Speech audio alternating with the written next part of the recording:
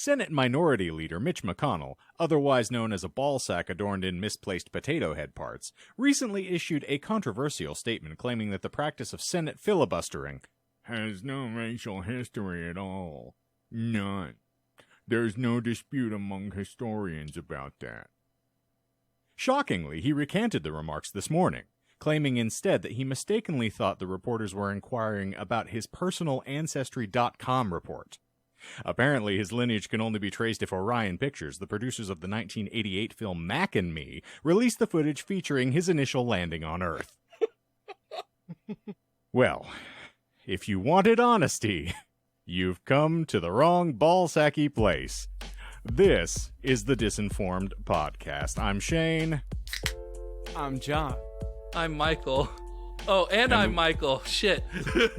I was going to say, and we are unfortunately going to be operating in a Courtney-free zone today, as she has finally become overwhelmed with the fact that we are screeching towards the inevitable fall of Western civilization as we know it. And people are just, listen, I know that it's difficult. Folks are being shot 3 to 4 times a week now in this godforsaken country, and unfortunately we all just get to try to be funny in spite of the turmoil. But we're going to throw together a fun show for you folks this week. What a poignant throwback to a year ago. Whew. Speaking of a year ago. Shut the fuck up, Michael. No. I didn't speak. I have something funny. So I am listening Allegedly. I'm listening through older episodes, and I actually I heard the first ever online, I guess. Yeah, sure. The first remote recording, and I do recall both John and Shane talking about assembling enough money to buy me a downgrade mic because I was having trouble with everything. And now I almost feel that the tables have turned somewhat in a little bit by John purchasing a very expensive mic and then occasionally having trouble with cords. I feel like you think you're telling a joke, but you don't understand the concept of humor. Do you know what I'm trying to say? I mean, I've heard this podcast, so I can say for certain he does not understand the concept of humor. I will say that I did go back and listen to a year ago, like I said I would. I didn't finish either of the episodes. I was just bouncing around them. But Shane did make a mention to the Marfa lights. So we have incepted these ideas way, way back. And they come to play. But I wanted to say that Shane is kind of downplaying the reason that Courtney's not here today. Are you going to give the Jonah reason? No. Okay. I feel like that's between them. And I don't know. I might be speaking out of turn here, so I'm sorry, Courtney, if you don't want your personal business aired publicly like this. However, we got an email at the end, or in between last week's episode and this week's episode, from Taco Bell about the return of the spicy potato taco, and they needed some clarification on how to make things. They heard Courtney's messages on how to make their restaurant more successful.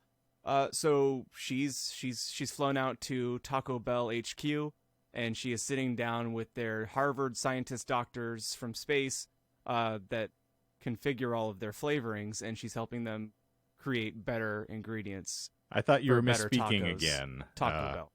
Because the spicy potato taco, I believe her name is Gwendolyn, and they've just hired her back as a dishwasher, and they're going to let her try to get back to being a better person. Yeah, in any event, Courtney, Godspeed.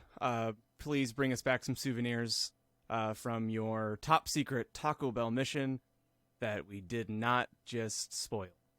Well, apparently John wanted a shot at the headline tonight. I hope you have a good Sigourney segue, Shane, because I don't. Well, speaking of absolutely inane bullshit just slipping and sliding out of people's mouths, how about Mitch McConnell? Ooh. Really wonderful man, and he's incredibly well researched. But no, I had a moment this morning. I was leaving a doctor's appointment because they're trying to actually remove all of the stupidity from my brain that has been forcibly injected from working around the public for the past, 18 years. I don't think they can do lobotomies anymore. They're trying. they were sticking something around my ocular zone, and Ooh. I feel like it was pokey and proby, but I'm not sure I was supposed to get a facial after. But so I stopped by a noted disgusting fast food chain on my way back to work just to try to get something. Oh, the Golden Arches.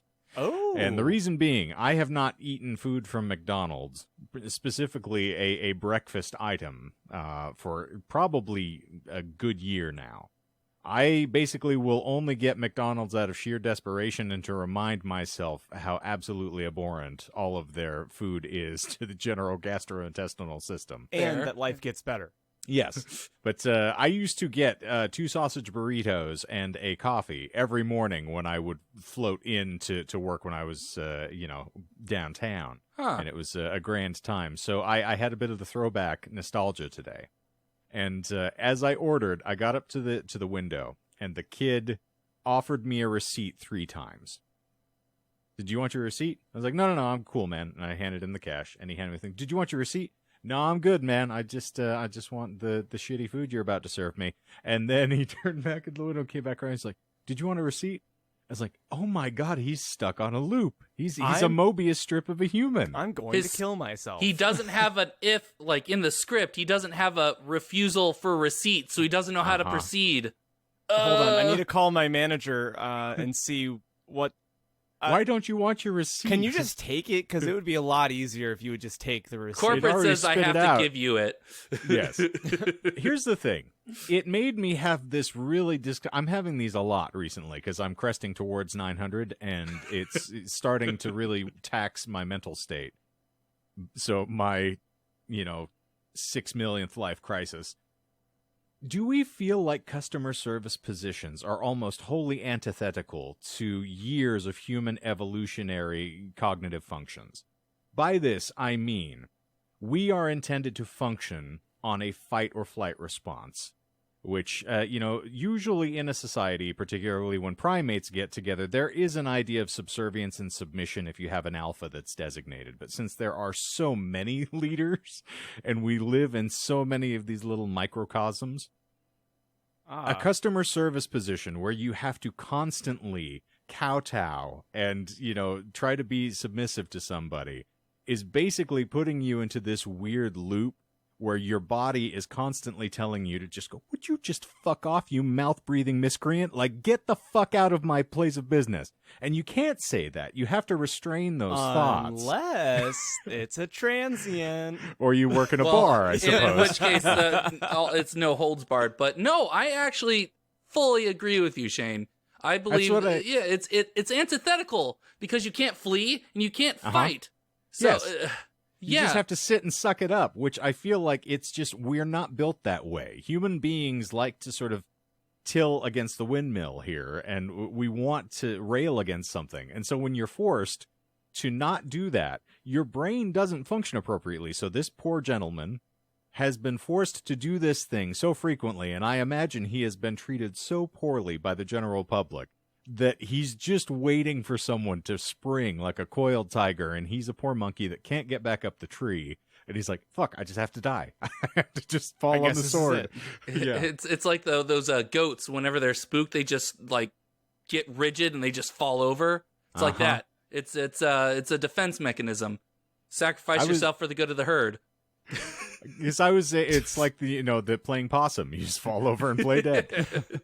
But I actually was talking about this the other day. It's like, and again, I reference this because he wasn't an abhorrent human being when I was younger, but the Bill Cosby joke of your father used to be a fairly articulate, well-spoken man, but now he has to, filter himself because you're his child, and he doesn't want to curse, so every time he tries to get through a sentence, he sounds like an absolute moron because he's like, what the?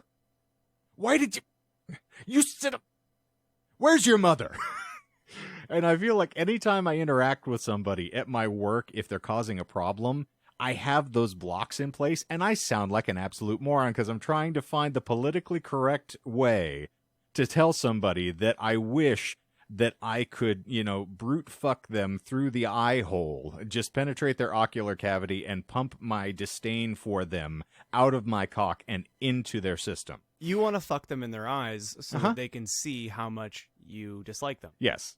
Or I'm openly like endorsing cannibalism to my student workers because that's the only way I can appropriately express my disdain for the general public is by eating them and shitting them out. I got two little tangents, or not Do tangents, it. but Go. two little segues off of that. Because I saw this news or this headline today, and I want to look into it more. I just didn't have time. Okay. And So we're going to read on air. the headline. I'm fun. not going to read the thing. I'm going to look into it and see if it's an episode. Oh, okay. Oh, Uh, okay, got it. But the headline is How the Cannibals from New Guinea Ate the Heir to the Rockefellers' Fortune. We're not supposed Ooh, to say that. We're not supposed to say that word anymore. John. Which one? all of them. I Correct. mean, what about the Oh. old guineas? Fuck them. They wear No one they cares. wear the wife beaters and drink Pinot Gris. Well, Shane and I are steady and strong on week 3 of Sobercast. Yeah, it's been really taxing for me. I know it has been. Michael has no self-control, so he blames anything. He had a twitch in his eye earlier, so. He did a stream. But speaking of twitches and sudden erratic behavior and things happening to you, I got poked 2 days ago. Hot. By a cock. No, I got my Johnson and Johnson. He got his Vaccine. Johnson. Oh, He got his Johnsoned? Is that Here's what the they're thing. calling it nowadays? those people put like formaldehyde in baby powder and caused individuals to get like uterine cancer. So I'm afraid I'm not going to trust their vaccine. It's no tears guaranteed. At your funeral, maybe. Have you talked to me at length at It'll- any point in our It'll be friendship? drier than your wife's pants on a Friday night at your funeral. Everybody will be looking around like, dear God, I couldn't wait for this day. Like mine, they'll actually have confetti. I'm fairly certain they're going to be The funny ushering thing me is into the that ground. so Asher doesn't listen. Asher got his the day before I did. So we're kind of like, we're vaccine buddies You because both he's got like, the he's like, Johnson? hey, look out. Yeah, we both got big Johnsons. Ooh. He's like, hey, look out. I was really dizzy today. Also, within true Asher form, within, I think, 2 hours of him getting his shot, he texts me, he's like, well, did it. Can't get more autistic. Oh, God damn it. He's not wrong. Oh. And I was like, I can. It is kind of the law of diminished returns, though, after a while. But I will say, Ugh. I formally apologize to anyone that I have ribbed in the past few months upon getting their vaccine and having the side effects. I recall calling some of you pussies. I recall making fun of a lot of you for having side effects. Man. So it's Monday. I get my shot at 1:30 p.m. I work my shift, so it's 4 to midnight. Realistically, like 4 to 1 a.m. And I feel relatively fine through my shift. And then I get home, and I have a post-work routine, and it's stupid, kind of, because all I do at work is clean dishes. Probably a lot of jerking off. Yes. But when I get home, I clean the kitchen. I don't know why. Oh. Like, it's when I listen to podcasts now, like, it's just this late night, almost like meditation. therapeutic. Oh, yeah. Yeah, No, I yeah. would agree. That feels like it. That would sound like it. But anyway, so I get home. I've been microdosing edibles, like tiny nibbles to like try and get me to sleep earlier. Picture like a rabbit. Yeah. And I'm doing the dishes, and I turn the AC on, and I was like, oh, I'm feeling a little chilly, a little achy, a little chilly. I was like, oh, well, you just you worked a whole day, and also the AC's just turned on, so not a biggie. Finish the dishes. I sit down. I'm rewatching Daredevil, so I'm watching an episode. I'm like, man, my bones. Oh man, like I feel like I could, feel like I needed oil to stop from like creaking. And then I stood up and I was like, oh shit, I haven't had, honest to God, like body aches in a long time. It hit me super fucking hard. Went to bed, sweat through my sheets, sweat through my pillowcases. Yesterday was a rough day. Yeah. So I am sorry. Most of you are not pussies. And some of you are, and you probably know who you are. Kristen. Yeah, well.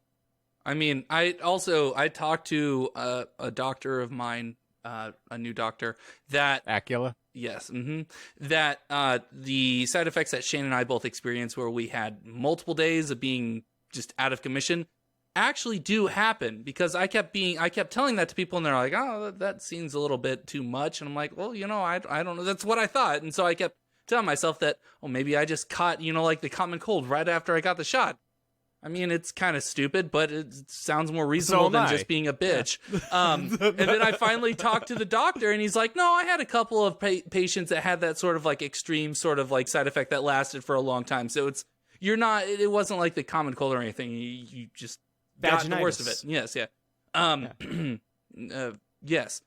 So I don't know. I just wanted to say that to validate my own experience and Shane's experience, so that we both feel better. Don't lump me in with you. My machinery's been breaking down for years. It's basically you've got like it just needs an excuse. A 1967 Pinto hatchback that you're desperately trying to coax down the road, and it's on the verge of breaking down at all times, and then somebody hits you.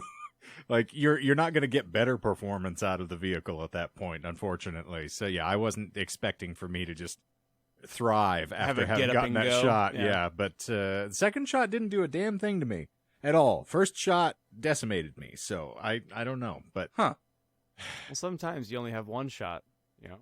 One opportunity. Oh man. Okay, not everyone got the Johnson in their Johnson. So I'm gonna come at you like venom. So let's say one more thing, and then we can, get off the choo-choo train to Fucktown? Yeah, because it's my episode tonight, so... Ooh, good. Oh, so we should just keep talking so that we don't have time to get to it.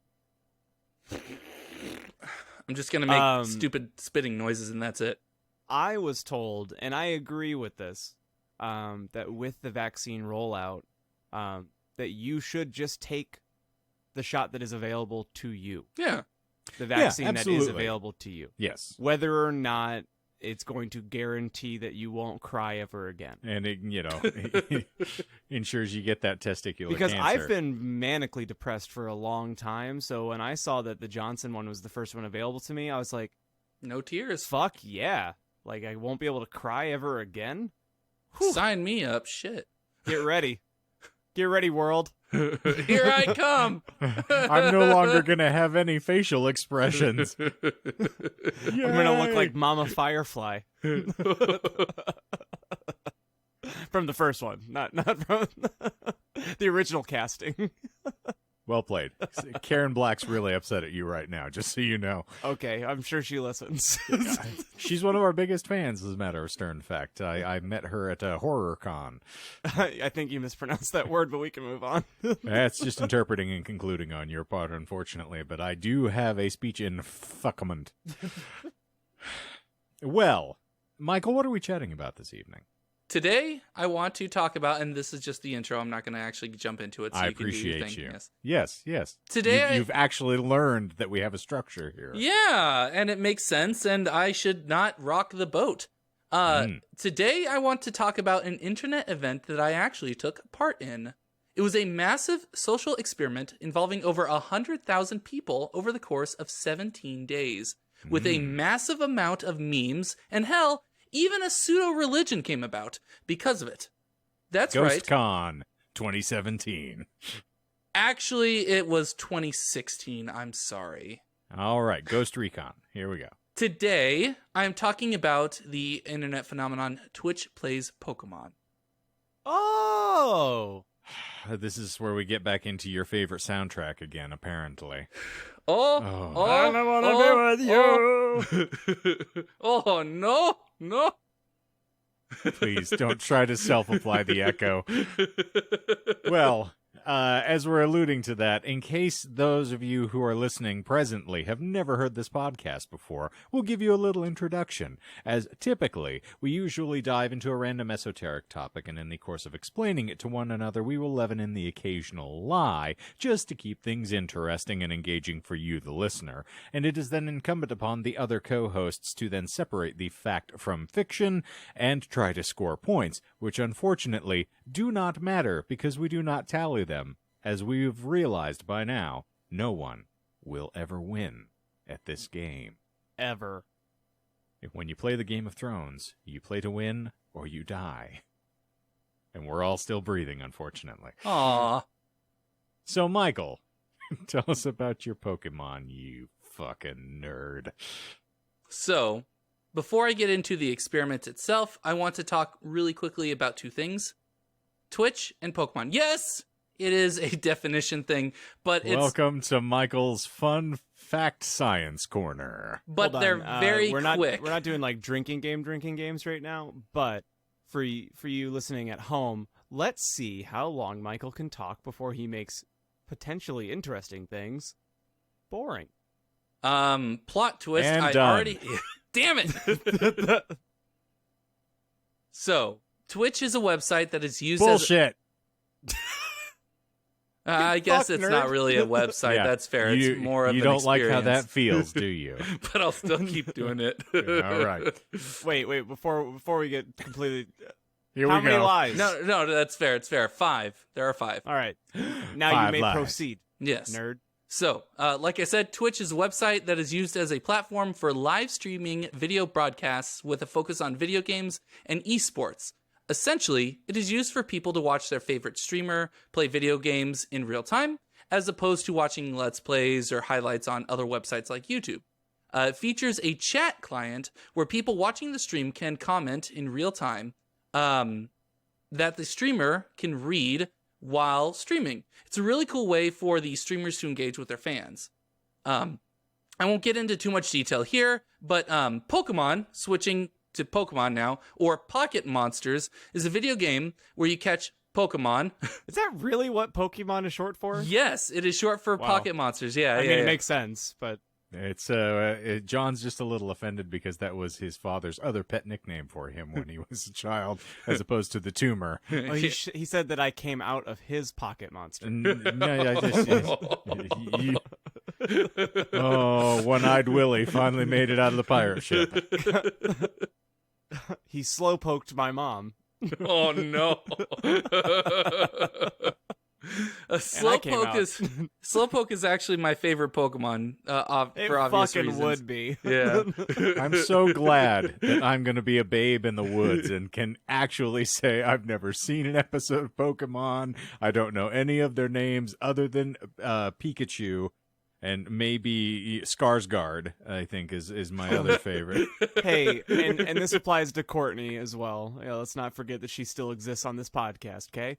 Who? When we all are fully vaccinated, so fairly soon here, we should get into a room, and there's many movies that we need to watch as a team. No. But I think I've never seen it, and with Shane having zero context, I think we should all watch Detective Pikachu and There's see what not happens. a snowball's chance in a Pocket Monster's pussy of A me pocket watching that pussy? movie. Oh, come on. Pocket. You're That's what they welcome. call a Jigglypuff. Oh, Indeed. By the way, it's a pocket pussy. They are just bags of sand. Well, okay, so then this actually, I wrote this with respect to other people that don't Thank really you. have knowledge of Pokemon, because you can't assume these things. So, Did you just assume my Pokemon knowledge? actually, yes, I did. So, like I said, I won't go into too much detail, but Pokemon is a video game where you catch these monsters and battle them with other trainers. It's why PETA kind of got upset at them and still gets upset, because they liken it to dog fighting. What the hell does the Hunger Games have to do with any of this? Who knows? It's one of those facts that I Boo just this like man. putting in there. I New phone, who dis? actually did play PETA's Flash animation game of Pokemon. They called it Pokemon Black and Blue, and it was really disgusting. It was stupid. But that's neither here nor there. In the original Pokemon Red or Blue, which was released worldwide in 1998, you play as a 10-year-old boy that you can name, who receives his first Pokemon from a professor named Professor Oak. The boy, generically called Red or Blue, if you do not name him, then goes on a quest to capture Pokemon by finding them out in the wild, battling them to weaken them, and then capturing them in pocket-sized balls called Pokeballs. Hence the name Pocket Monsters. Oh, I thought you were going to... You sounded like you were about ready to say some sort of innuendo or something, Shane. Shane is gonna try and shit all over my childhood here. Yeah, no, I was going to order one of those from Payway the other day. They look delicious. Once you assemble and train your team, you then test your mettle by fighting gym leaders, obtaining badges upon victory. The end goal of the video game is to become a Pokemon champion by battling all 8 gym leaders, getting their badges, and then fighting the Elite Four and the previous champion for the title. There are some other aspects of the video game that I'll touch upon when we get there. Yeah, essentially, it was a way for you to get out of going to actual gym class. You would just say it on your Game Boy, like me, and not participate in actual activities, and wonder why then you have to shop from the Husky Boy section. Did you tell your PE teacher you were on your cycle, or?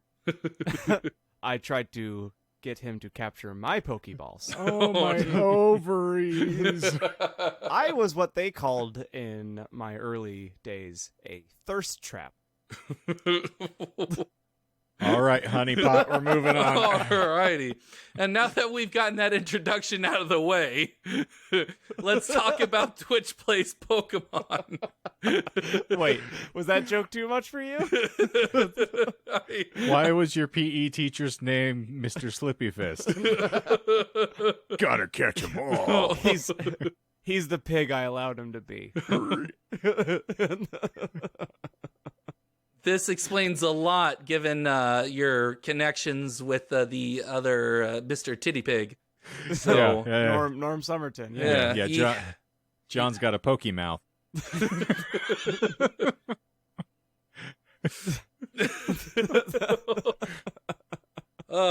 Okay. Very quickly, Twitch Plays Pokemon uses an emulated version of a Pokemon game that accepts inputs from the chat feature of the Twitch client. Yes. Did you? Yeah. All right. Well, here we are. Woohoo! For example, if John is watching the Twitch stream and types in the chat up, then the program reads the up as the up arrow input on the Game Boy emulator and presses that button. So that is essentially how it would work, right? So if you're watching it and you're like, oh, I want to press the A button on the controller, right, on the Game Boy, then all you have to do is type the letter A and it'll accept that as input. If you want to give an example, it's basically like if you put a Game Boy in the middle of a room and you had a line of people that could go up to the Game Boy and press one button and then go back to the end of the line. Yeah, actually, that's a very good way to describe it. So I'm going to jump a little bit ahead because I had a couple of quotes from the TV Tropes website that I got a lot of information from. This is from a person that I think has a French name, so I won't be able to pronounce it. Emily Borel? Sure. Emile? Emile, 1,000 monkeys with typewriters will, given infinite time, eventually produce the works of Shakespeare. And the response to that is, man, this isn't 1,000 monkeys at 1,000 typewriters. It's 20,000 monkeys at a single typewriter, and half those monkeys are screaming and desperately trying to progress, while the other half throw crap everywhere. Is the whole entire quote bullshit? No, that's all true. That was from the TV Tropes website, which is in the show notes. There was also another description that pretty much said that it's 100,000 people trying to fight for one controller. So exactly how you described it, John. You had one Game Boy and someone can walk up and press one button and then they have to run to the back of the line. And these are all the same folks who invested in GameStop stock. Later on, probably. I don't want to talk about that. Today was a very stressful day. So... Yeah. I'm going to point you to the 11 rules of the earth, my friend. Also, I'm going to go ahead and just let's refer to the beginning of this episode where you said, "Hey, I have a joke," and then you proceeded not to understand how jokes work. Another reminder that instead of investing in stonks, you could have just bought your own fucking microphone. A better one. Yeah, I know. And a cable or two as well. Yeah. I was trying to rise myself out of poverty, but that's what I get for, having dreams and believing in magic. So, you want to play the lottery instead of hard work, dedication, and actually using your money for something that could be substantively obtained. Oh yeah, people call the stock market a casino, and it is known. It is known. Yeah, the house rarely loses. Yep.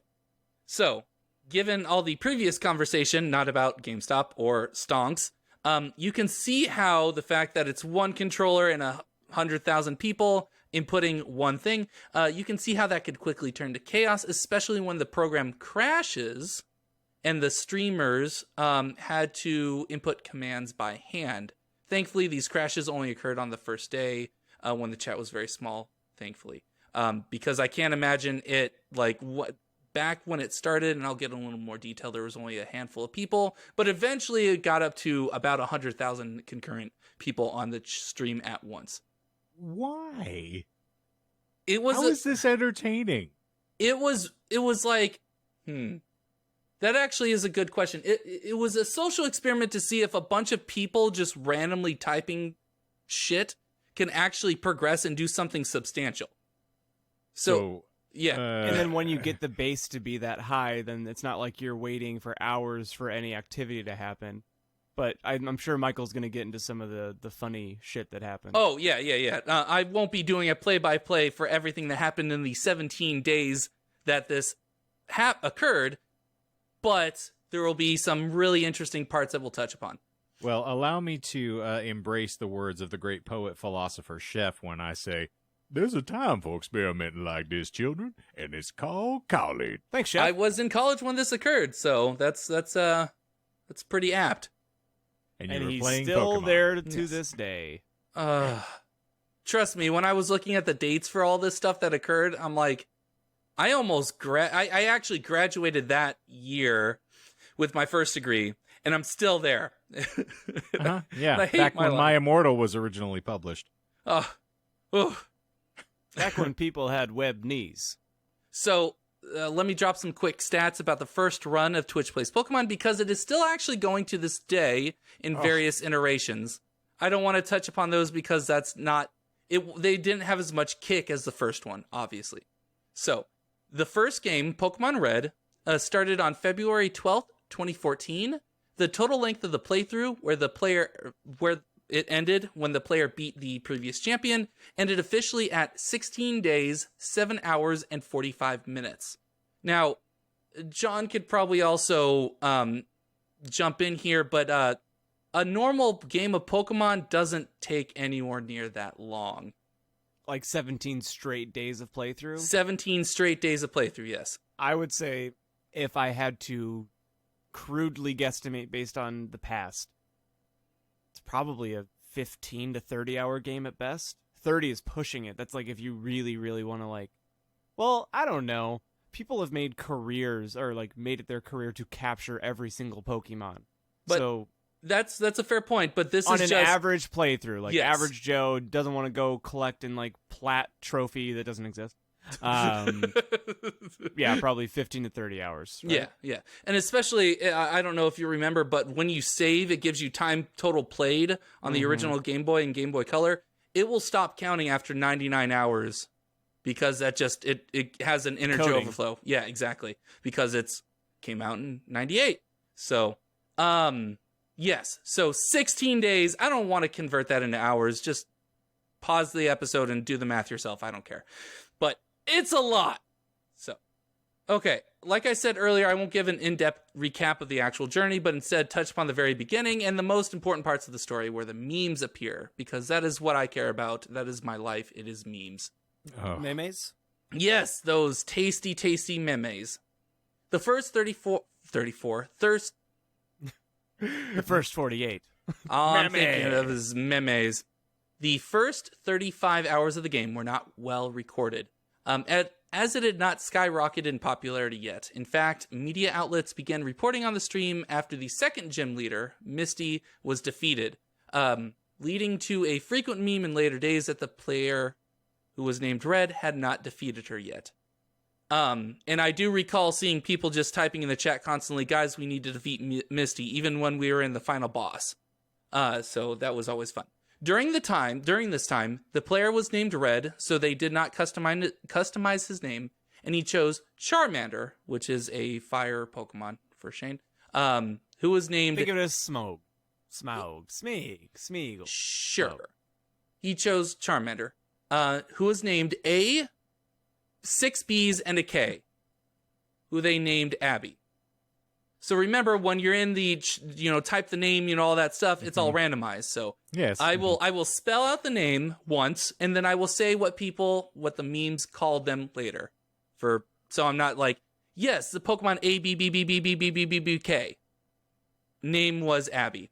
Abacus, yes. Yes. Several important Pokemon were caught during this time. A Pidgey, a bird, later named AAABAAJSS, aka Bird Jesus, and a and a Rattata named JLVWNN4Os, aka Jay Leno. Is Bird Jesus bullshit? No, that is true. Oh, that's And Jay Leno? Also true. Bird Jesus is actually one of the final Pokemon in the run, and is actually one of the more important ones, which we will find later. Additionally, the most important item obtained from part of the journey was called the Helix Fossil in this time. When Red finds the stone, he is given a choice between taking the Helix Fossil or the Dome Fossil. This choice is very important, and especially for the memes and the chat later on, especially in the later religious movement. So the Helix Fossil is important for several reasons, but for now it begins to gather a cult-like obsession, as Red frequently tries to use the item during battles to no effect. So while you're in a Pokemon battle, you can use, obviously, items like a potion or a heal or, whatever. It's a turn-based game. Yes. So while it is your turn, you can refer to your items. Especially if they don't have any effect, it will literally tell you can't use this item, or you can't do that, or nothing happened. So in the random nature of the game, they would frequently refer to this item, and they would consider it to be consulting the fossil, consulting the helix, which would do literally nothing. But because of how frequently it was used, people began to ascribe the magic conch or the magic, MacGuffin or some sort of item like that, where they would just constantly refer to it. They're creating their own canonical lore and religion, is what you're saying. Yeah, exactly. Like I said, it was frequently referred to as a holy item, where in the voices, which is referred to the chat. So whenever I talk about the voices, that refers to the chat, the people there talking and giving direction, will frequently consult it for divine wisdom. It is on day 3 that we run into our first major obstacle, a part of the map called Route 9.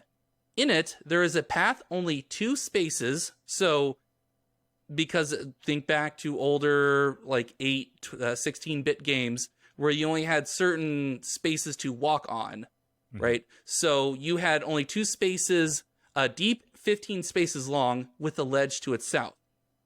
So if you were to hop over the ledge, you would have to walk all the way back and repeat that. I remember that. Yes, yeah, it's not really memorable that much playing it normally, because you're not randomly just going every direction. But unless you're playing like me, I was trying to kill my character at every jump and turn. Why hasn't this ledge killed after me yet? all? Just like real life. Yeah.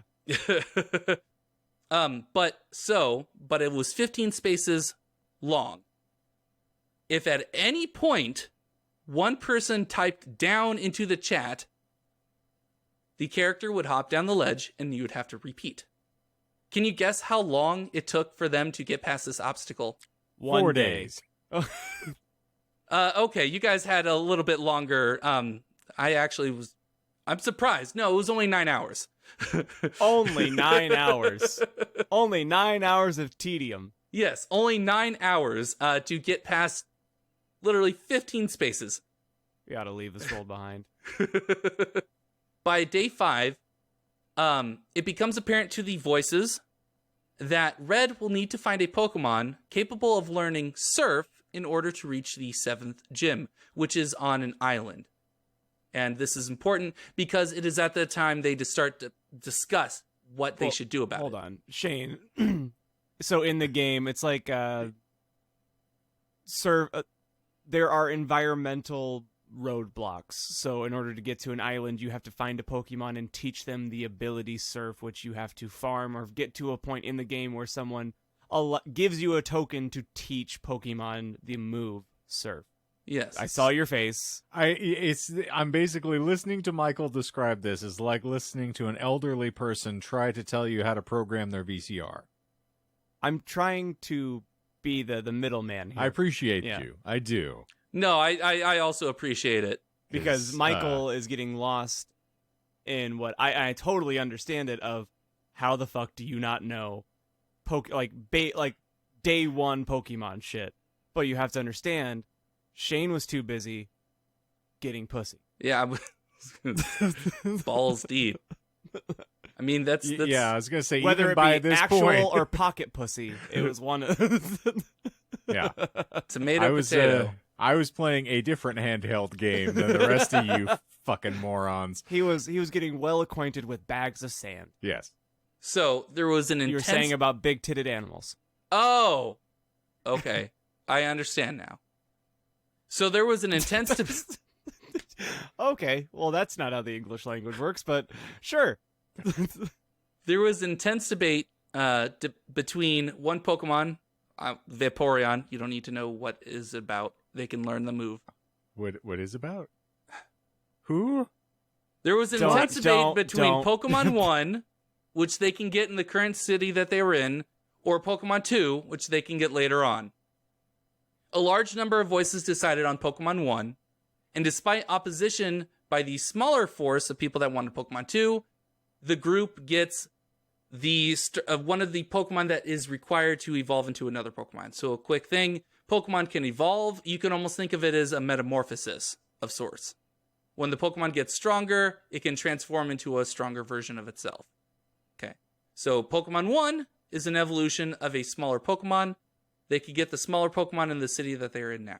How about you just explain why it was like why the debate okay. No, that's a good point. They could either get the Pokemon instead of trying to like get Shane to understand.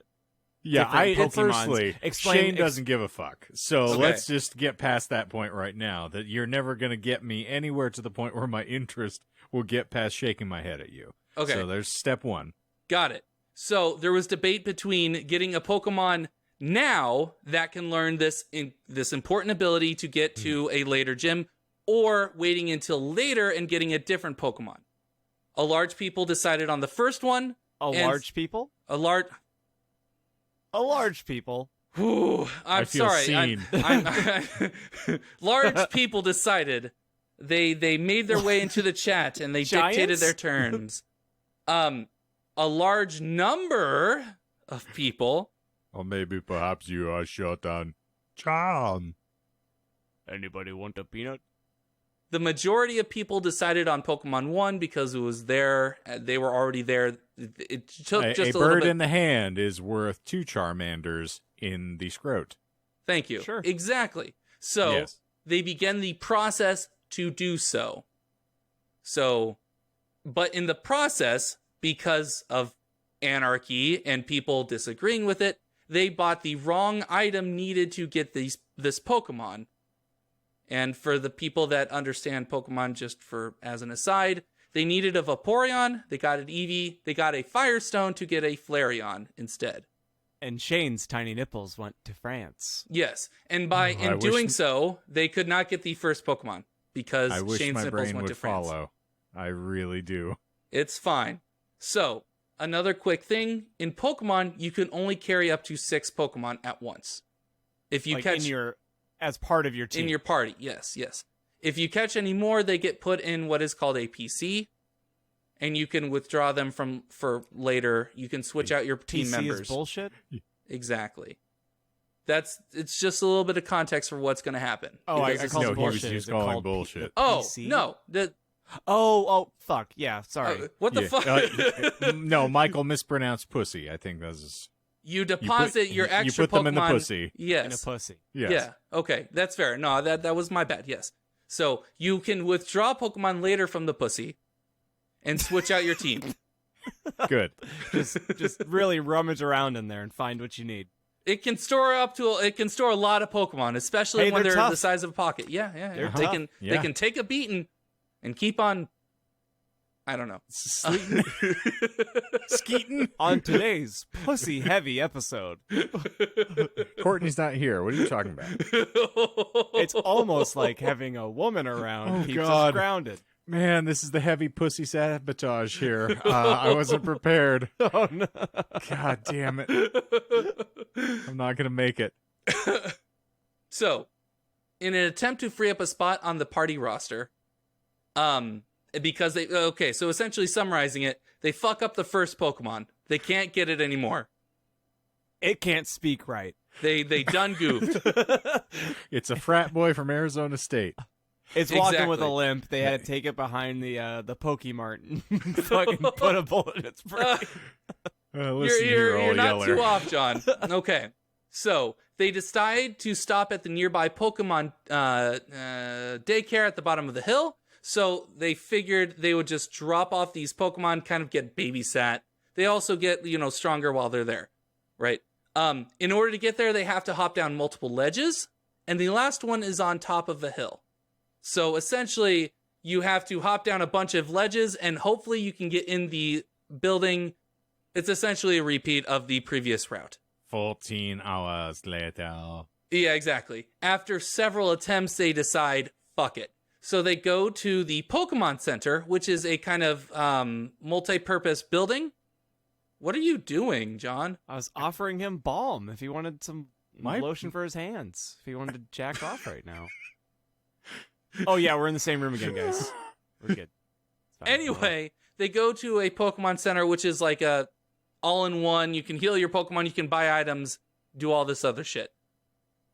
Where you can actually also get the PC or the pussy, like we said, which pussy, has all the yes. other Yeah. Pokemon that are deposited. And this is also where we have our first interaction with the true antagonist of this run. Like I said, the PC or the pussy. In every Pokemon Center, there is a...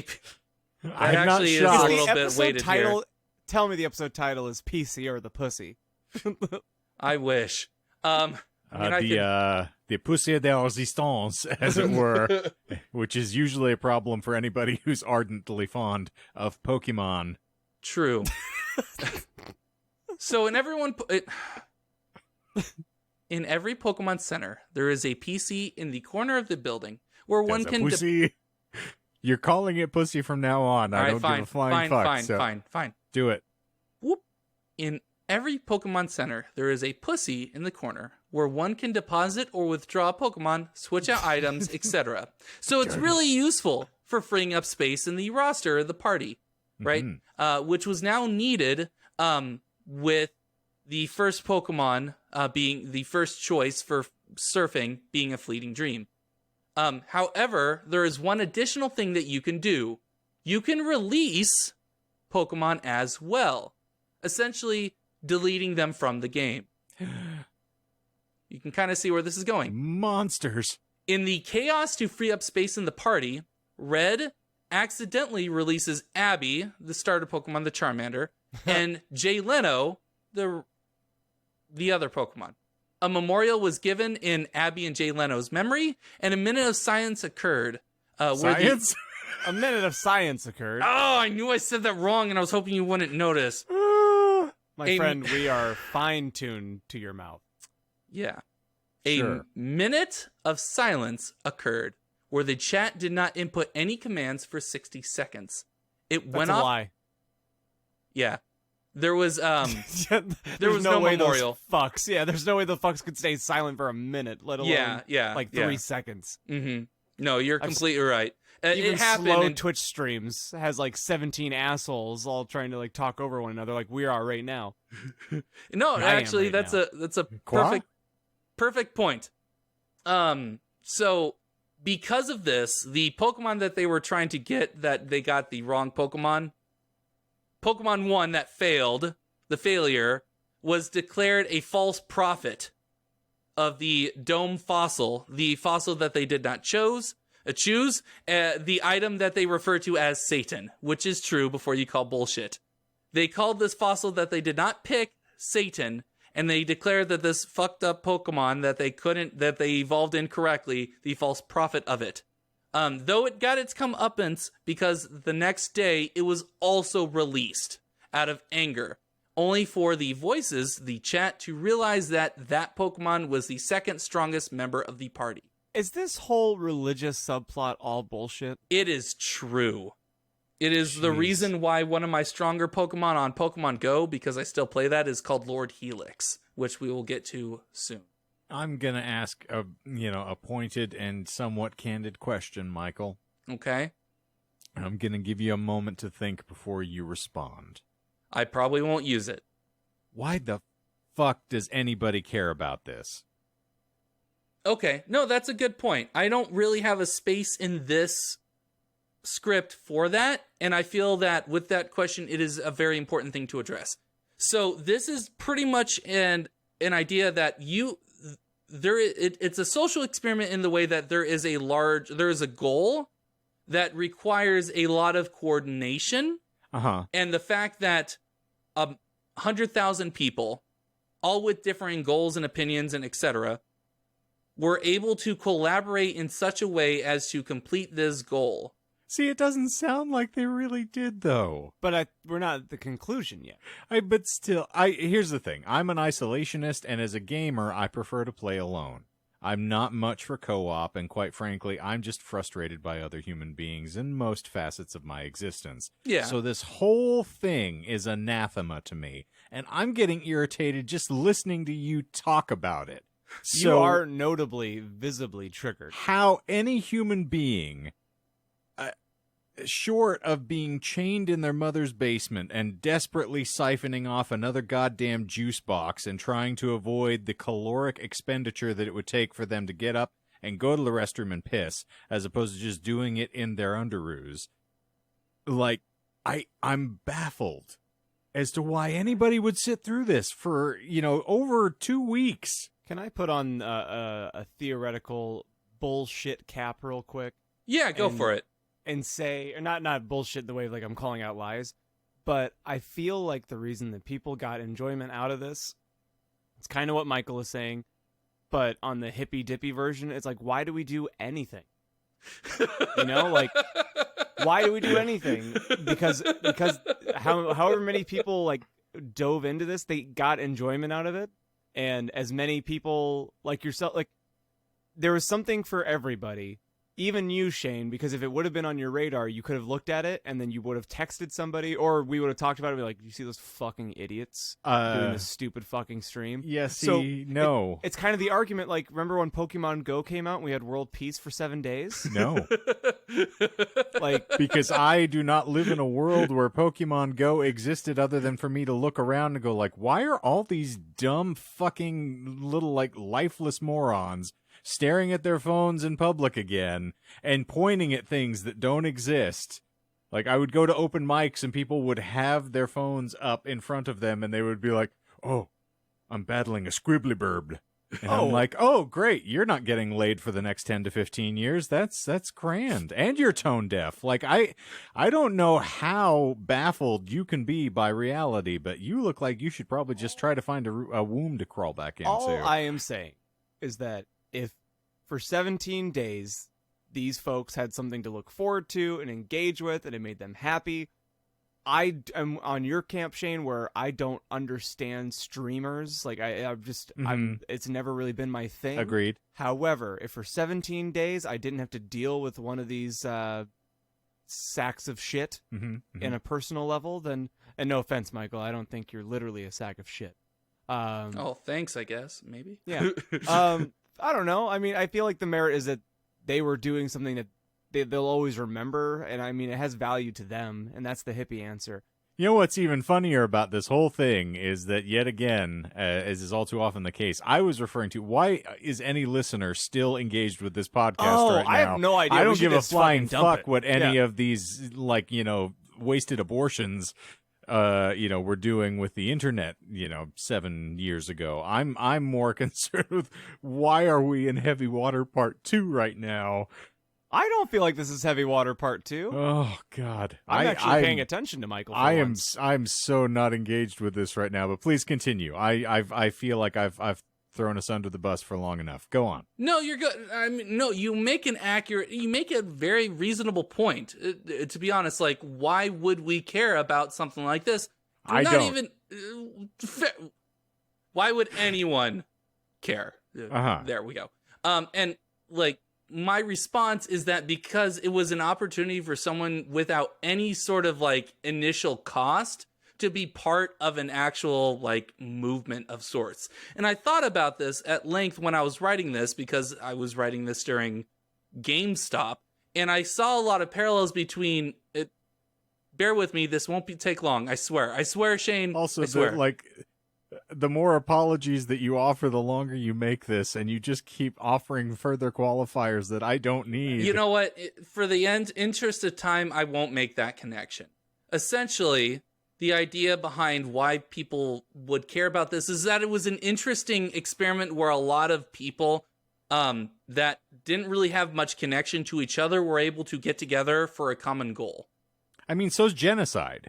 Are we talking about that? Well, that's where there's a slight difference. What where show people are we on? I'm not going to talk about the genocide They're both here. atrocities. One of them just, is less interesting than the other. I don't want to know which one that. you find more interesting. Well, Anyway, it's the idea that people like, fuck, man, the genocide thing threw me off. I'm just going to go back to it. It's just, this is a weird psychological study, my friend. That's all I'm saying. Yes. It's, can people that don't really have any sort of connection to each other in any sort of social manner, can they work together for a common goal? And after 14 days, maybe. Yes. After probably 10 times the length of the actual game, it is possible. All right, so continue. Speaking of this sort of anarchy aspect to the game, the next section is called Mr. Giovanni's Wild Ride and Democracy Mode, which is one of the main points that I wanted to talk about in this script thing, in this topic. So at this point in the game, Red is supposed to make his way into a basement of a large store in the city that he's currently in, and come face to face with Pokemon gangsters. Because yes, Shane, there are gangsters in this game. They are. That's pretty much all I'll say. They're called Team Rocket. Yes. They do a lot of stealing, grabbing stuff. They're that. Gangsters. Anyway, you're making in the game. You're supposed to make your way through their basement and pretty much find some shit out. It's supposed to advance the plot. It's supposed to make everybody feel at home. Yes. In one of the areas of the basement, there are sliding blocks. Essentially, you step on this platform and it shoots you in one direction. You can think of it as almost like trying to move on ice in an older platforming game where it will always move you in one direction and you can't really change. Okay. Or Overcooked. Yeah. That's a good one. Actually, no, that is a perfect analogy there. Yes, where you can't really change your direction. Once you step on a certain direction pad, you're going in that direction until you hit a wall. Stop clustermaning. You can kind of like the chaos. I get it. You involved in can't this. control yourself. Yes. Yeah, but go. but also with everyone constantly inputting directions, it causes more chaos. So after fucking around for 20, I am Professor Chaos. after 24 hours of fucking about, not getting anywhere, the people in charge of the stream implemented a new mode. They came up with a solution that would elicit significant amounts of backlash from the voices, including myself, because at this point in time, I had joined in the stream. Plot thickens. Exactly. The streamers implemented what is called a democracy mode. Essentially, instead of taking every single input from the chat, a voting feature was implemented where the program would take all the inputs from the last 30 seconds and the one most voted for would be used. That's not bullshit? That is not bullshit. That's really cool. Yeah. So this would also allow combo moves and put it in the chat. So if instead you wanted to move to the left 9 times, you can type in left 9. And it would take that as one of the options that people can vote for. So it was supposed to streamline the process, and if a lot of people were particularly voting in one direction, it made it easier to progress. And you were against it. I was against this because I enjoyed the fact that no progress was happening because I enjoyed the anarchy of it. I have a question for you. Why do you hate America? Oh man, I've got a couple hours for you here. Anyway, move along. Yeah. Okay, cool. Thank you. While this slowed the pacing of the game considerably, it also made for a more cohesive game, as the trolls and other groups with differing thoughts were completely overruled. Thankfully, this update to the program also included a slider for Anarchy, the previous mode, or Democracy, which could be influenced by typing either word in chat. If enough people typed one word or the other, it would switch to that mode. Bullshit. That was true, actually. Fuck. So if, say going back to the ledge, instead of being stuck there for 9 hours, or this basement where you would pretty much be shot around and most likely not end up in the place you need to, you can implement democracy mode, where people can vote on, and if enough people were actually smart, they could actually get progress. It would take a really long time, because it would be like, okay, left 1, 30 seconds later, up 1, 30 seconds later, right? It made the game a lot slower, but it made for easy progress, as long as enough people voted for it. In time, a movement started amongst those despising democracy mode. And to protest, people kept submitting the move start 9, so they would hit start 9 times. That was pretty much it. It was their form of protesting the democracy mode, and the idea was that if they were to do it enough times, it would piss people off and they would switch back to anarchy. After a while, and seeing how much progress was made, I actually flipped to the side of democracy. And I actually was part of the democracy side for the longest time. And I actually wouldn't input commands myself. I would just be constantly typing in democracy to keep it in democracy mode the whole time. So it takes a game and turns it into a mini game. Yes. Yeah. Suddenly the 45th president of the United States makes a lot more sense to me. Ooh. A lot of people hitting the fucking anarchy button. Yeah, Michael. So I will skip, actually, in the interest of time. I'm just going to shoot me. Yeah. Do it. I'm just going to touch upon one last thing. I'm going to skip one lie. There was a legendary Pokemon. No. I'm just going to say it because if I go through I still got 2 pages left, and if I were to read through that, exactly, Shane will shoot himself. I honestly thought it would go smoother than this, because I didn't think I would have to stop every single bullet point, which was my fault, my whatever. Anyway, the lie that I was going to give was that there was a Pokemon that was named AA-J, and my lie was that it was supposedly called Anonymous Alcoholics, but it was not. It was actually called Battery Jesus, because a double A and then a J, the religious connotations, whatever. The last thing I really want to talk about is Bloody Sunday, because it was one of the most shocking parts of this whole thing. Day 12, after the capture of this legendary Pokemon, the voices decide to take Red to a nearby Pokemon Center to retrieve this legendary Pokemon, because it was a very strong Pokemon and they wanted to use it in their party. Because of the democracy mode, people were trying to switch back to democracy mode at the time so that they can easily withdraw this Pokemon without any sort of accidents like what happened before, right? That didn't happen at all. In the panic, people switching to anarchy, there was a person with a lot of bots that was also trying to instill confusion. Pretty much, it was a lot of people being confused. A lot of Pokemon were released in one sitting. And it happened very early in the morning on a Sunday on day 12.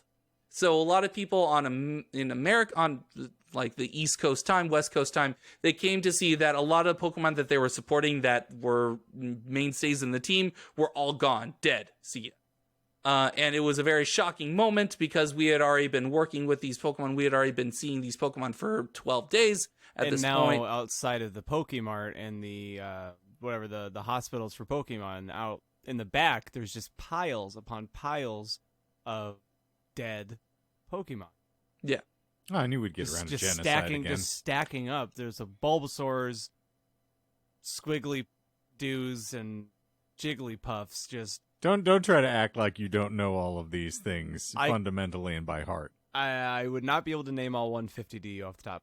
I That's would a not lie. either. That is a bit I can much. hardly remember what I ate a week ago. So I don't even know where I am right now.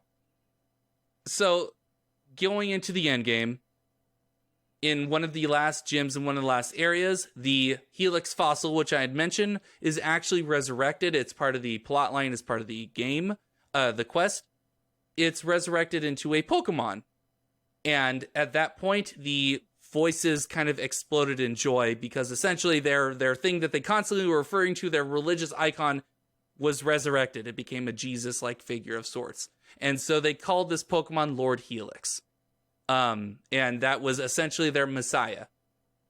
And there was a lot of attempts to try and retrieve this Pokemon because, again, it was sent into the pussy. And so more Pokemon died as a result to get this Pokemon back. So summarizing this stuff, I want to just list the names of the Pokemon that were in the final roster that beat the champion, and we'll leave it at that. the six Pokemon in the roster. Yes. So we have AAABAAJSS, aka Bird Jesus. He makes it to the end. He actually, like I said, is a very important character in this religion. More like a drone piece of shit. We have a Nido King, for John's benefit, named pretty much 8 letter A's. And that was Called the Fawns. okay. The Foz. Sorry, Foz. I shit myself. The Foz. Because, hey! That would be Fawns. Okay, I did say it right. Sorry, Yeah. you guys are... I'm sorry, I'm getting all flustered. I thought you were looking at me like I was fucking dumb. Shane's not giving you a participation trophy today. You're going to have to make him laugh. God Okay. damn. They got a Lapras for John named A, 5 I's, 3 R's. They called Air Jordan.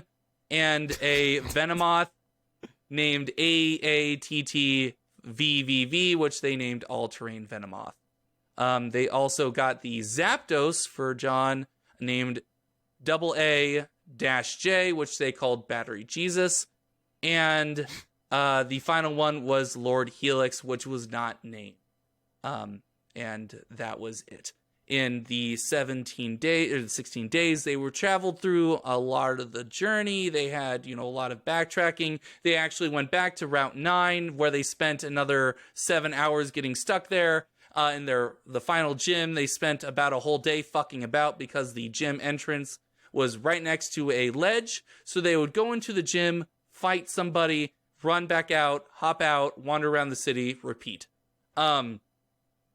After the 16 days and they beat the previous champion, becoming the Pokemon champion, they teleported back to their starting town. And in this, Red stood outside his starting house, unable to move, no matter what the chat, the voices said, because he was no longer controlled. And the whole idea was that he was finally free of the voices in his head telling him to move whichever way. And that he was free. And that was supposed to be where it was supposed to end. So. All right. Yeah. Well, what were your lies? Okay. Because I'm not going to take any stabs. No, you're fine. In the original Pokemon Red and Blue, it wasn't released worldwide in 1998. Cheap shot shit fuck? Yeah, it was a cheap one. Only Pokemon nerds would know this. Pokemon Red and Green were released in Japan in 96, and Red and Blue was released worldwide outside of Japan in 98 and 99. I mentioned... And then Yellow in 2001. See? That's why I figured, I thought that John at least knew this. Anyway, lie 2, the program did crash, but the streamers did not manually input commands based off of the chat. When the system crashed, they just stopped receiving input. They weren't trying to do everything by hand. So that was the lie, yes. And then you called the memorial. You said that was bullshit. I also mentioned that I switched over to the side of democracy after seeing the legitimacy of it, I never did.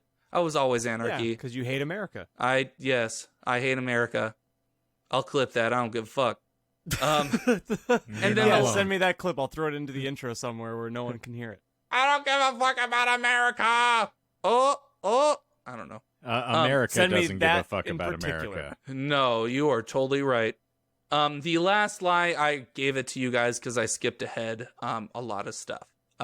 I said that the Pokemon that was named AA-J was nicknamed Anonymous Alcoholics. It was actually named Battery Jesus. Mhm. So, Sick. yes. And that was it. All right. Yeah. Well, I don't personally think that was Heavy Water Part 2.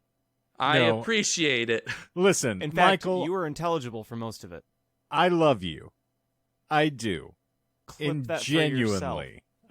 Yes. Yeah. I'm on the record about this. I've tried to give as much appreciation and support to Michael as I can this week, and unfortunately, yeah, this was not. I'm just not ready for it yet, dog. Fair. No, that's fair. That's why instead of trying to go through the whole thing, I said, fuck it. Let's just try and hit the broadest. Jesus Christ. Brodus Clay.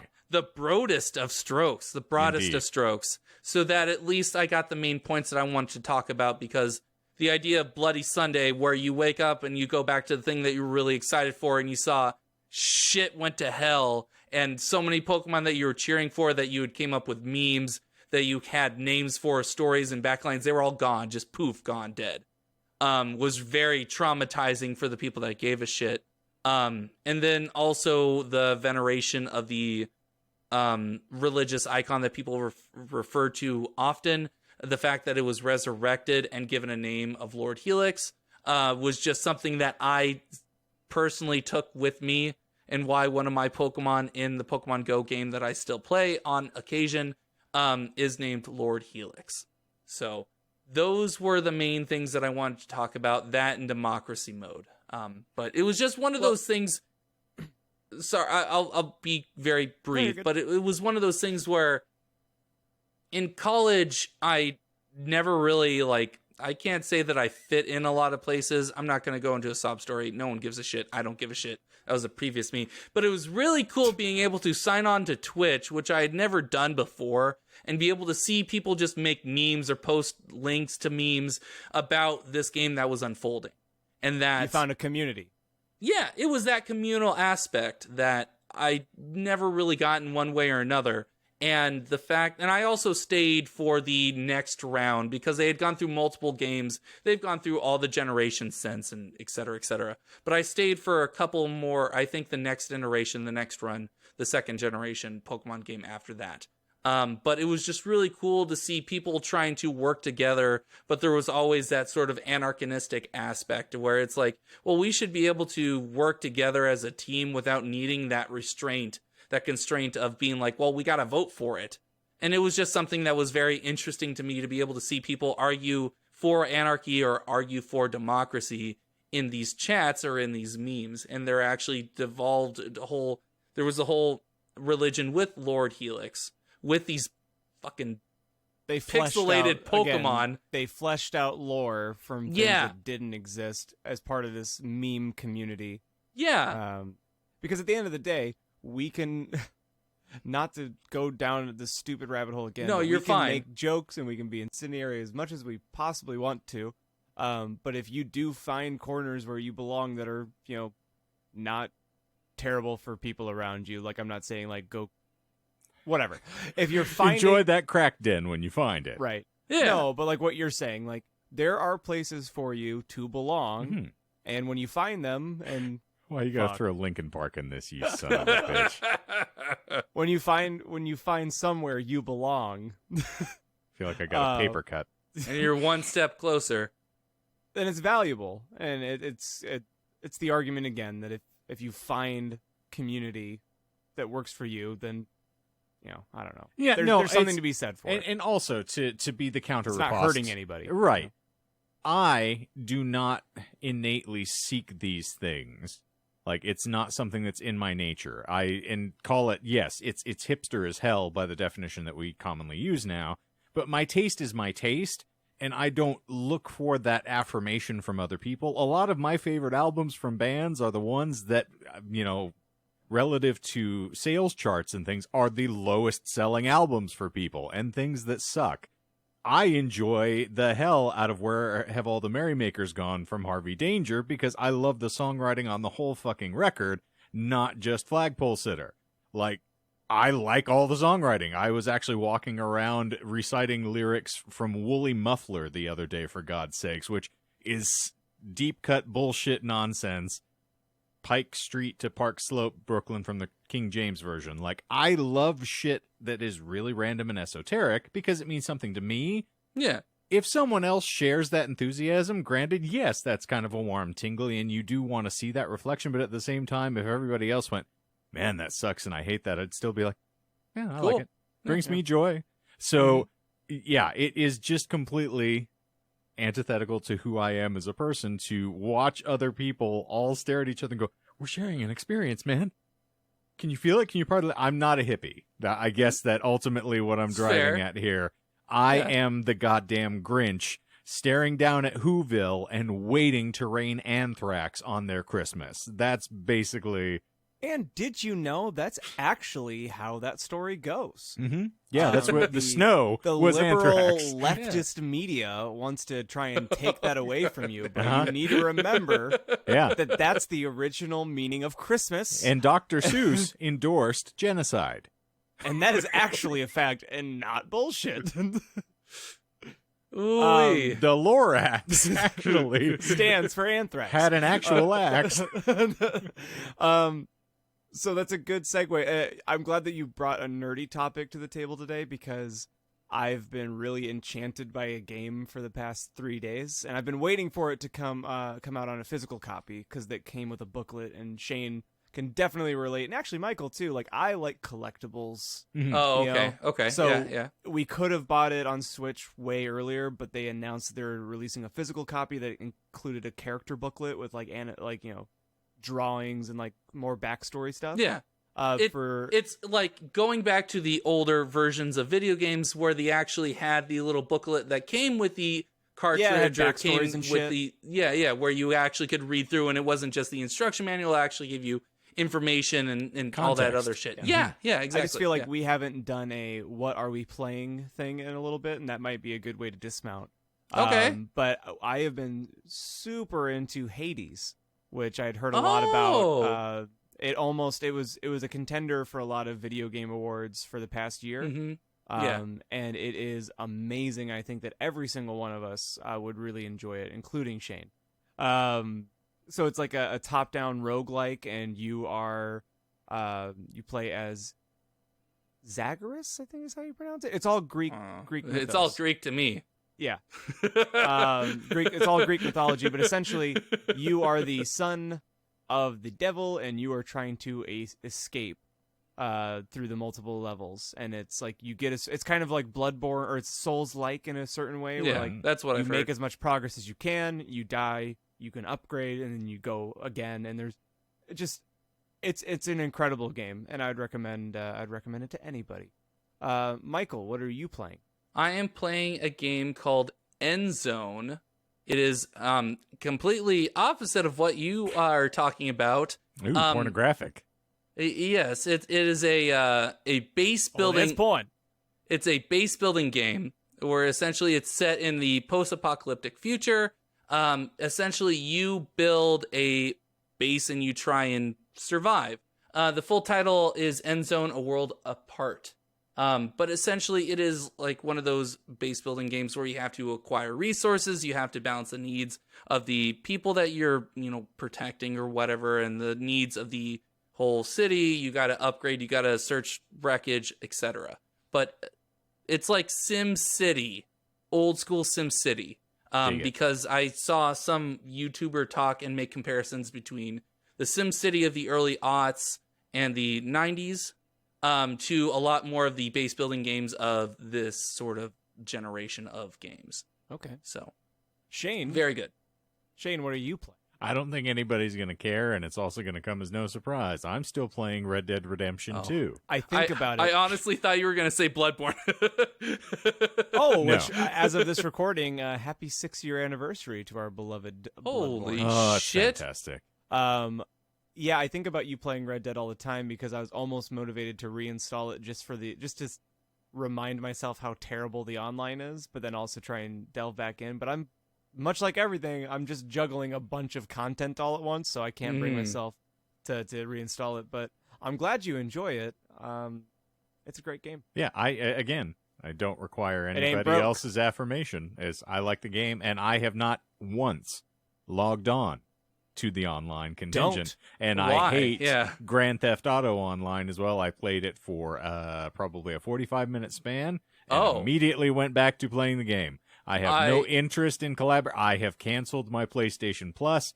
As a matter of stern fact, fuck you all out there in the world. I don't want to play with you. I'm just going to play with myself. Yeah. It has held me in good standing from the moment I discovered my dick until this very second. I have far more fun alone than I do with most other people. Melissa being the sole exception to that rule at the present, and my bandmates who, I do get the joy of sharing the stage with from time to time. Beyond that, the rest of y'all can just, get the fuck out of my sphere. Michael. Get off my lawn. I am impressed you lasted 45 minutes. Was that how long it took for you to find someone else? It's not the first time he's heard It's that. Indeed. It took me that long to create my character, get out into the world, try fuck to this shit. drive for 10 minutes, and then some guy on a rocket motorcycle blow me up 8 times and continue to find me, because apparently there were 3 people online at that point. And I'm like, what is the point of this? Like, how do I feel like I have actually achieved anything when there are super leveled up people that are essentially just going to squat on you and decimate you for hours on end? Like, what is the point? No, I agree completely. That's why I pretty much only play first player, no online needed games. The only game that I've ever come close to actually like enjoying that had a multiplayer aspect was Team Fortress a long time ago, but also Fall Guys, which we've mentioned in the past. Yeah. But even then, I still get pissed off shelf life. Yeah, exactly. I just don't give a shit about stories that don't have, or games that don't have story. And I kind of just accidentally said that ahead of time. But stories, I love stories. I don't give a shit about where are we dropping, boys? We're gonna drop on the same island and we shoot each other 13 different ways to Sunday and do it again and again and again and again and again and again with people I don't know. I don't care about that. I have an announcement. Are you starting a game about online games? John has stopped playing Dead by Daylight. Yes. Bullshit.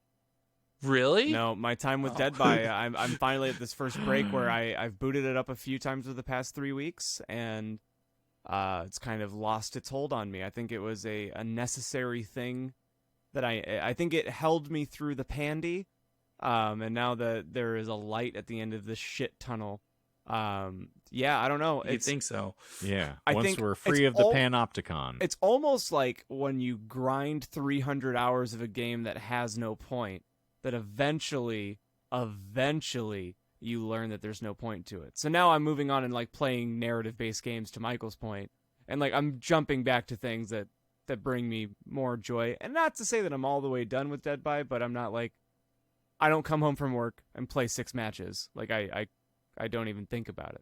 He plays 5 instead. Yeah.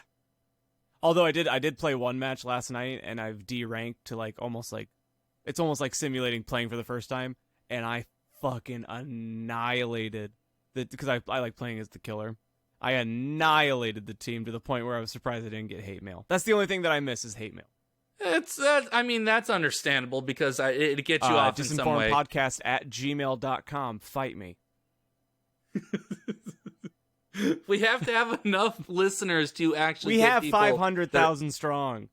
5 trillion. Thank you. Let's stick with reality. We Can need I to just do keep the upping plug ante. now that I had him edit out? Sure, go ahead. I'm not going to edit out that plug. The transition. Yes, you are. The Yes, you are.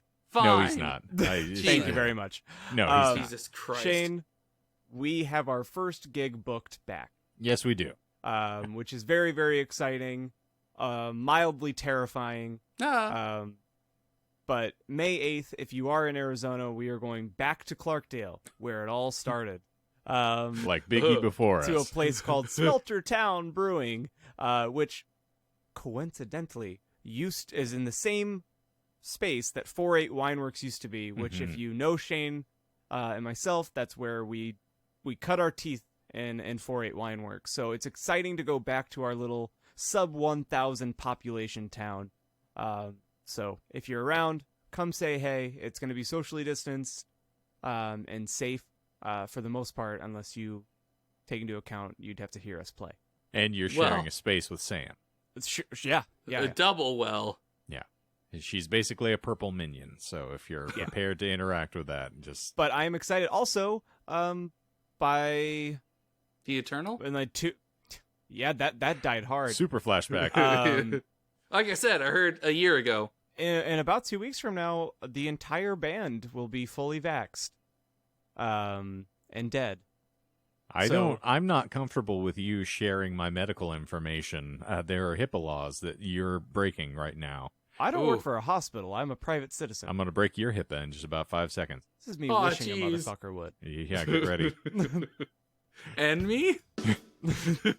Trust me, I've been trying to. We're an hour and a half on rolling time on this podcast. Because you talked, and we didn't shut you up as much as Shane tried to. I was being way nice to you, and now that I hear the runtime, I wish I wasn't. Yeah. Well, ladies and germaphobes, we appreciate you all being here, and plugs aside, you know what the general parameters are for your indication of your enjoyment of this show. Please, give us a little subscription on your preferred podcast provider app and leave a comment. Let us know how inane you think these conversations actually are. You will help us to not tailor our performances, I'm sure. Honestly. Furthermore, you can find us on the Tubes of You every Wednesday and Friday, 10 a.m. Mountain Time. And we'll have fun fan fiction content and, of course, the After Dark featuring a long and winding Closterman every single wonderful week. So, keep on checking back with us every Monday morning. There's a brand new episode of this sturdy little podcast winging your way, and we hope that you enjoy it as much as I do. And hey, next week is my topic. The first John topic in a long time. Lightning Crest. Bullshit. Can I preemptively call that? Yes. We're going to be trigger warning. It's about suicide. Or is it? Dun, dun, It's dun. mine, actually. Yeah. Good luck running this show without me, fuckers. This week might actually put me off my milk. So, I want to drink your milk. I'm coming home to you, Elizabeth. That's all I'm saying. Well, for the Disinformed podcast this week, you disinformed desperados, I'm Shane. I'm John. And I'm Michael. And, as Courtney said to Kurt, so long and good night.